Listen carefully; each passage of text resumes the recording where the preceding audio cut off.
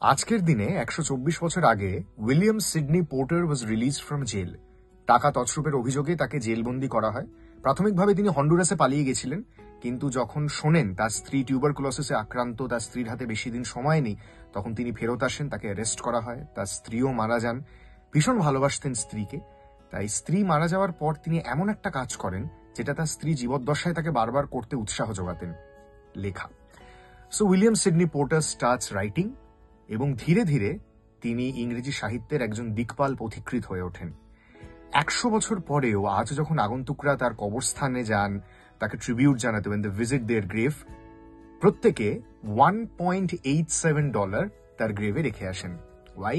Because this is the exact amount Della had left to buy something for her beloved Jim. কোথায় শুনেছেন? The Gift of the Magi.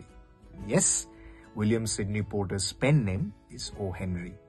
O. Henry কেন?